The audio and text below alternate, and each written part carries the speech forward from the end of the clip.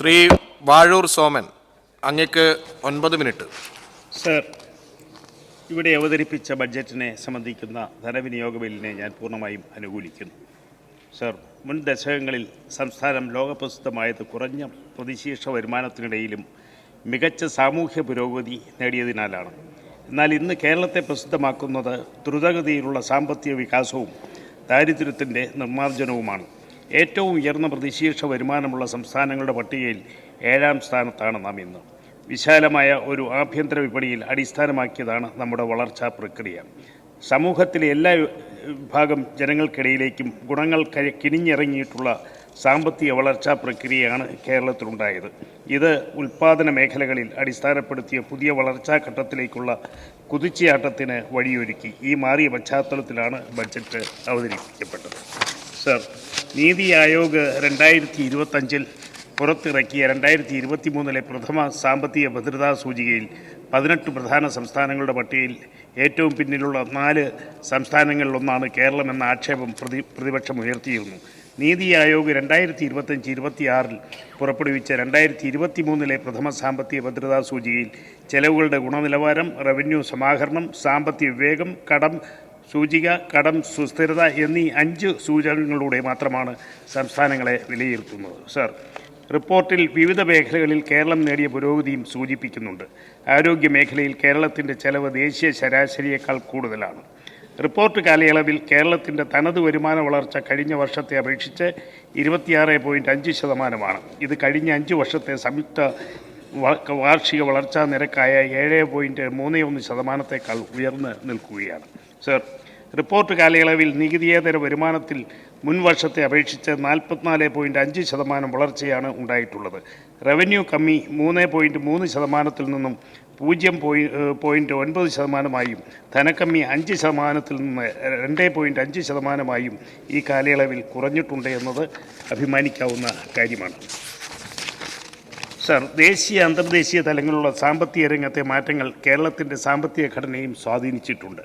2016-17 not നിരോധനം, 2017-18 GST നടപ്പിലാക്കിയതിലെ പ്രശ്നങ്ങൾ, 2018-19 ഓഖി ചുഴലിക്കാറ്റ്, അത്യപൂർവമായ വെള്ളപ്പൊക്കം, 2019-20 പ്രകൃതിക്ഷോഭങ്ങളും വെള്ളപ്പൊക്കത്തിൻ്റെയും തുടർച്ച, 2020-21 കോവിഡ്-19 മഹാമാരിയുടെ പൊട്ടിപ്പുറപ്പെടൽ, 2021-22 കോവിഡ് മഹാമാരിയുടെ വ്യാപനം പ്രത്യാഘാതങ്ങളും, 2022-23 കേന്ദ്ര സർക്കാർ സംസ്ഥാന കടമെടുപ്പിൽ കൊണ്ടുവന്ന നിയന്ത്രണങ്ങൾ, റഷ്യ-യുക്രൈൻ യുദ്ധം, മധ്യപൂർവേഷ്യയിലെ സംഘർഷങ്ങൾ, ആഗോള സമ്പദ് വ്യവസ്ഥയിൽ പ്രതിഫലിച്ച വളർച്ച എന്നിവ സംസ്ഥാന സമ്പദ് വ്യവസ്ഥയും വിഭവങ്ങൾ സമാഹരിക്കാനുള്ള സംസ്ഥാനത്തിൻ്റെ കഴിവിനെയും പ്രതികൂലമായി ബാധിച്ചു. സർ, കേന്ദ്ര സർക്കാരിൻ്റെ സമീപകാല നയപരിപാടികൾ പൊതുവെ സംസ്ഥാനത്തിൻ്റെ സാമ്പത്തിക സ്വാതന്ത്ര്യത്തിന് ഭീഷണി ഉയർത്തിയിട്ടുണ്ട്.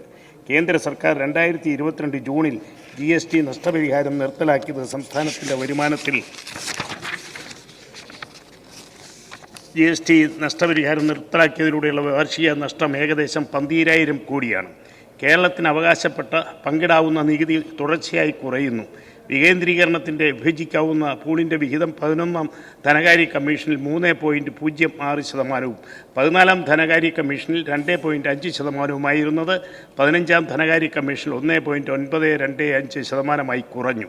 സംസ്ഥാനങ്ങളുമായി കൂടിയാലോചിക്കാതെ കേന്ദ്ര സർക്കാർ സെസ്സും സർചാർജുകളും വർദ്ധിപ്പിക്കുന്നു. ഇത്തരം അധിക നികുതി ചുമത്തലുകൾ സംസ്ഥാനങ്ങളുമായി പങ്കിടുന്നുമില്ല. സർ, ഈ പദ്ധതികളുടെ 40% സംസ്ഥാനം വഹിക്കണം. ദേശീയപാത വികസനത്തിനായി ഏറ്റെടുക്കുന്ന ഭൂമിയുടെ 20% തുക സംസ്ഥാനമാണ് വഹിക്കുന്നത്. ജനസാന്ദ്രതയും നഗരവൽക്കരണവും വർദ്ധിച്ചു വരുന്ന സാഹചര്യത്തിൽ സംസ്ഥാനത്തിന് ഈ പ്രവർത്തനങ്ങൾക്ക് വേണ്ടി കൂടുതൽ തുക കണ്ടെത്തേണ്ടി വരുന്നു. ഈ പ്രതിബന്ധങ്ങൾക്കിടയിലും മെച്ചപ്പെട്ട നീതി പിരിവിലൂടെയും ചെലവ് ചുരുക്കൽ നടപടികളിലൂടെയും വളരാനും അഭിവൃദ്ധി പ്രാപിക്കാനും ക്ഷേമ വികസന പ്രവർത്തനങ്ങളോടുള്ള പ്രതിബദ്ധത നിലനിർത്തിക്കൊണ്ട് തന്നെ മുന്നോട്ടു പോകാൻ സംസ്ഥാനത്തിന് കഴിഞ്ഞിട്ടുണ്ട് എന്നതിൽ LDF സർക്കാരിനും ബഹുമാനപ്പെട്ട മന്ത്രിയും അഭിമാനം അറിയിക്കുന്നു. സർ, കടമെടുക്കൽ ശേഷി ഉൾപ്പെടെ വിവിധ വരുമാന മാർഗങ്ങളിലൂടെ സമ്പദ് വ്യവസ്ഥയെ സർക്കാർ പിന്തുണയ്ക്കുന്നു. സംസ്ഥാനത്തിൻ്റെ തനത് വരുമാനം ഉയർന്നപ്പോൾ മുൻവർഷത്തെ അപേക്ഷിച്ച് കേന്ദ്ര കൈമാറ്റം കുറഞ്ഞു. 23-24 മുൻ വർഷത്തെ അപേക്ഷിച്ച് പദ്ധതി ചെലവിൽ 1,560.53 കോടി രൂപയുടെ വർധനവും പദ്ധതിയേതര ചെലവിൽ 752.92 കോടിയുടെ കുറവും ഉണ്ടായിട്ടുണ്ട്. സർ, ദേശീയപാതാ വികസനത്തിനായി ഏറ്റെടുക്കുന്ന ഭൂമിയുടെ 20% തുക സംസ്ഥാനമാണ് വഹിക്കുന്നത്. ജനസാന്ദ്രതയും നഗരവൽക്കരണവും വർദ്ധിച്ചു വരുന്ന സാഹചര്യത്തിൽ സംസ്ഥാനത്തിന് ഈ പ്രവർത്തനങ്ങൾക്ക് വേണ്ടി കൂടുതൽ തുക കണ്ടെത്തേണ്ടി വരുന്നു.